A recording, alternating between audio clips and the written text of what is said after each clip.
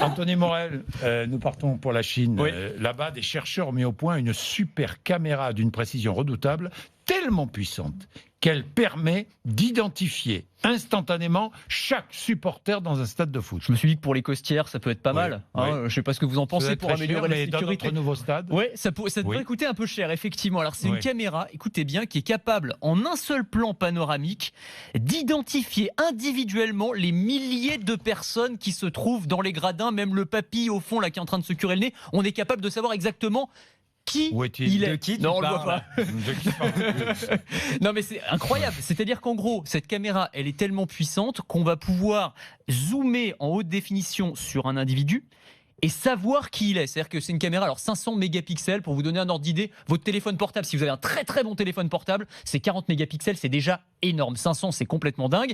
Et surtout, ça, c'est couplé avec le système de reconnaissance faciale qui est utilisé par le gouvernement chinois aujourd'hui et qui permet d'identifier n'importe quel citoyen en l'espace de 3 secondes environ. Donc c'est un outil de C'est la surveillance. raison absolument. pour laquelle les manifestants de Hong Kong se cachent le visage. Alors oui, absolument. Et d'ailleurs, c'est interdit. Hein. On leur Mm. interdit de se cacher le visage. Mais effectivement, la Chine dispose aujourd'hui d'outils de reconnaissance faciale qui sont absolument redoutables et qui vont s'améliorer quand je vous Mais- parle de ces caméras qui ont été mises au point donc, par des chercheurs de l'université Dites-moi, Fudan. Parmi les 10 villes qui comptent le plus de caméras au monde, 8 sont chinoises. Ouais, c'est ça. 8 plus Londres et Atlanta, qui sont les deux autres villes Ouais. du classement. La ville la plus surveillée au monde, c'est la ville de Chongqing, dans le centre de la Chine. Écoutez bien, il y a Chongqing. 2,5 millions de caméras pour 15 millions d'habitants. Ça fait une caméra pour 6 ou 7 personnes environ.